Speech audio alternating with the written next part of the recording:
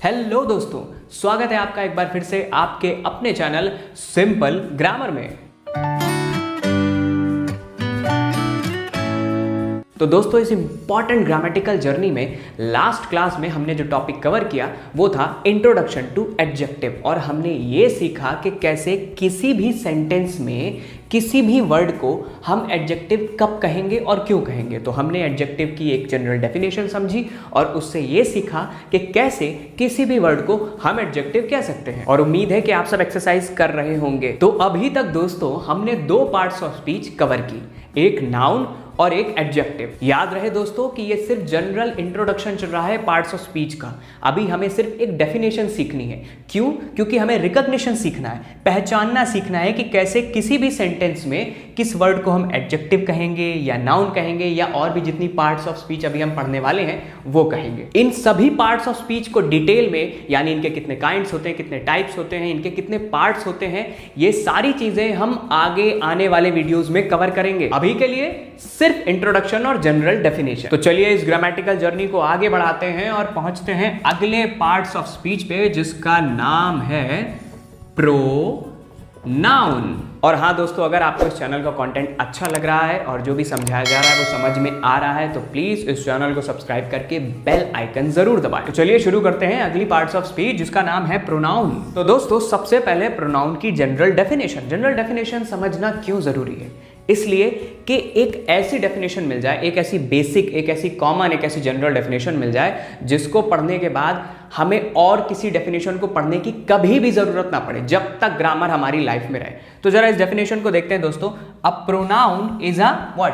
Word used in place of noun। A pronoun is a word used in place of noun। यानी simple सी बात है, pronoun भी क्या है आखिरकार? एक वर्ड। हमने हर क्लास में यही देखा, नाउन भी क्या है आखिरकार? एक वर्ड। एडजेक्टिव भी क्या था? एक वर्ड। तो प्रोनाउन भी क्या रहेगा? एक वर्ड। बस खास बात क्या है कि प्रोनाउन वो वर्ड है जो नाउन की जगह यूज हो, जिसका इस्तेमाल नाउन को रिप्लेस करने में हो, यानी नाउन की जगह उसको रख दिया जाए, काम वही करे जो नाउन कर रहा है, बट नाउन की जगह उसको लिखा जाए, वही है प्रोनाउन। तो दोस्तों, ये तो हो गई डेफिनेशन। अब जरा एग्जांपल के थ्रू समझते हैं कि कैसे ये डेफिनेशन हमारी हेल्प करती है एक सेंटेंस में किसी एक वर्ड को प्रोनाउन बनाने में। कैसे हमारी मदद करती है कि हम पहचाने कि किसी सेंटेंस में कौन सा वर्ड प्रोनाउन होगा। चलिए देखते हैं। तो जरा पहला एग्जाम्पल देखते हैं। क्या लिखा है दोस्तों? Meera is a good girl dot Meera plays football. Meera is a good girl dot Meera plays football. क्या ये सेंटेंस सही है दोस्तों? आप कहेंगे ठीक है, सही तो है भाई, मीरा एक अच्छी लड़की है, वो फुटबॉल खेलती है।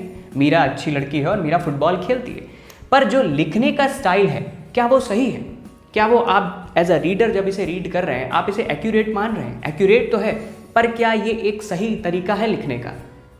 मेरे ख्याल से नहीं। क्यों? क्योंकि आप ये देख रहे हैं कि कोई ज़रूरत नहीं है मीरा को 2 बार लिखने की।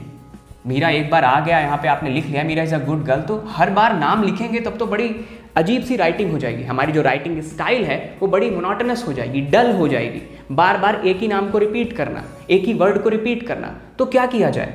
एक बार जब पता लग गया है कि मीरा सब्जेक्ट है, मीरा एक लड़की का नाम है जिसके बारे में चीज़ें बताई जा रही हैं, तो क्या कोई ऐसा तरीका नहीं है कि दोबारा इस नाम को ना लिखा जाए और इसकी जगह कोई और वर्ड यूज कर दिया जाए? मतलब वही हो पर वर्ड कोई और हो। क्या ऐसा कोई तरीका है? जी हाँ दोस्तों, बिल्कुल है। हम यहाँ लिख सकते हैं she. Meera is a good girl, she plays football. अब हमें यहाँ ये मालूम है कि शी जो है वो एक फीमेल को डिनोट करता है, तो यानी मतलब तो वही निकल रहा है कि शी यहाँ पे मीरा के लिए ही यूज हुआ है। यानी इस डेफिनेशन को जस्टिफाई करता हुआ दिख रहा है शी। क्यों? जरा देखिए डेफिनेशन में क्या लिखा था। प्रोनाउन एक वर्ड है, ये भी एक वर्ड ही है, which is used in place of noun. Noun की जगह, ये किसकी जगह हमने यूज किया है? इससे पहले यहां पे क्या था दोस्तों? मीरा। मीरा ही तो था, उसी को हटा के तो शी लिखा है। और मीरा पार्ट्स ऑफ स्पीच में क्या है? सबसे पहली पार्ट्स ऑफ स्पीच याद करिए जो मैंने बताई थी कि अ name of a person, place और थिंग। तो मीरा क्या है? It is a name of a person. तो जो कोई नेम ऑफ अ पर्सन जब होता है तो पार्ट्स ऑफ स्पीच क्या होती है? नाउन। और हमने क्या किया? नाउन को रिप्लेस करके एक वर्ड यहां पे लिख दिया शी। मतलब वही है, डिनोट इसी को कर रहा है ये वर्ड, संकेत या इशारा इसी की तरफ कर रहा है, पर वर्ड चेंज हो गया। यानी ये वाली पूरी डेफिनेशन जस्टिफाई होती दिख रही है। कि प्रोनाउन एक वर्ड है जो नाउन की जगह इस्तेमाल हुआ। यहां पे भी अगर हम इसी डेफिनेशन को बिठाएं इस वर्ड के ऊपर, तो शी एक वर्ड है जो मीरा की जगह यूज हुआ, और Meera as a part of speech क्या थी? नाउन। तो ये वर्ड फिर पार्ट ऑफ स्पीच वाइज क्या हुआ? Pronoun. करेक्ट। उसी तरीके से जरा दूसरा एग्जांपल देख लेते हैं। John is absent comma because John is ill. John absent है क्योंकि जॉन बीमार है। यहां पे भी वही दोस्तों कि राइटिंग का वे थोड़ा सा अजीब लग रहा है, मोनोटोनस लग रहा है, डल टाइप की राइटिंग लग रही है कि एक ही वर्ड को बार बार रिपीट कर रहे हैं। जरूरी है? नहीं। तो यहां पे भी रिप्लेस कर सकते हैं। किस वर्ड से रिप्लेस करेंगे दोस्त? यहां पे अगर शी है मीरा के लिए, तो जॉन की जगह, जॉन अगर मेल हैं तो इनकी जगह क्या आएगा दोस्तों? He. John is absent because he is ill. अब जरा ही का रोल देख लेते हैं। याद है ना आपको पार्ट्स ऑफ स्पीच की डेफिनेशन? अगर नहीं याद है तो वाला वीडियो देखिए मेरा जाके, जिसमें पार्ट्स ऑफ स्पीच की डेफिनेशन मैंने बताई थी कि हम कैसे तय करेंगे कौन सा वर्ड कौन सी पार्ट्स ऑफ स्पीच है, उसके रोल को देखकर। तो यहां पे ही ने क्या रोल किया है, यानी क्या वर्क किया है? ही ने क्या वर्क किया है? ही ने जॉन को रिप्लेस किया है, और John as a parts of speech क्या था? Noun. It is a name of a person, noun. तो ही ने जॉन को रिप्लेस कर दिया, यानी ये वाली डेफिनेशन को जस्टिफाई कर दिया, करेक्ट कर दिया कि एक वर्ड जो नाउन को रिप्लेस कर रहा है। इसलिए यहां पे भी दोस्तों ही क्या हो गया? Pro noun. पर क्या प्रोनाउन लिविंग थिंग तक ही सीमित है? जॉन, मीरा, किसी का नाम। जरा थर्ड एग्जांपल देखते हैं। This tree is very tall. This tree needs a lot of water. यह पेड़ बहुत लंबा है। यह पेड़ बहुत ज्यादा पानी इसको चाहिए होता है, इसको जरूरत है बहुत ज्यादा पानी की। तो यहां पे भी जो इसकी राइटिंग है वो कहीं ना कहीं सेम वे में, जैसे ऊपर वाले दो सेंटेंस थे, मोनोटोनस हो रही है, डल हो रही है। यहां पे भी हमें क्या चाहिए कि भाई ये दिस ट्री बार बार क्यों आ रहा है यार, इसको रिप्लेस किया जाए क्या? तो क्या कोई वर्ड है? क्योंकि यहां तो मेल था तो हमने ही देख लिया, फीमेल था तो शी देख लिया। यहां पे कैसे काम चलेगा और कैसे प्रोनाउन देखेंगे? तो दोस्तों कैसे प्रोनाउन देखेंगे, ये सारी डिटेल तो आपको प्रोनाउंस की डिटेलिंग चैप्टर में मिलेगी, जो आगे आने वाले वीडियो में होगा। अभी हमें सिर्फ पहचानना देखना है, ये याद रखिएगा दोस्तों। अभी सिर्फ हम रिकॉग्निशन पार्ट कर रहे हैं। तो यहां पे रिप्लेस करते हैं इट से। This tree is very tall dot it needs a lot of water. तो अगर ये इट वाले वर्ड की ड्यूटी को समझे, ये इट वाले वर्ड ने क्या वर्क किया है जरा उसको देखें। तो इसने क्या किया है, इस इट ने दिस ट्री यानी जो ट्री था उसको रिप्लेस कर दिया। और ट्री क्या था? It is a person, it is a name of a person, place और thing, name of a thing यानी ट्री। तो ट्री को रिप्लेस कर दिया। तो यानी वर्क तो यही वाला किया जो ये डेफिनेशन में लिखा है प्रोनाउन की, कि भाई pronoun is a word, it भी एक वर्ड है जो यूज हो रहा है नाउन को रिप्लेस करके उसकी जगह। तो यहां पे भी वही हुआ है, इसीलिए इट भी दोस्तों क्या हुआ? Pro noun. तो समझ आया दोस्तों, सबसे जरूरी रोल किस चीज का है? जनरल डेफिनेशन का सबसे जरूरी रोल। इसीलिए इसको जरूर लिख लीजिएगा कहीं ना कहीं।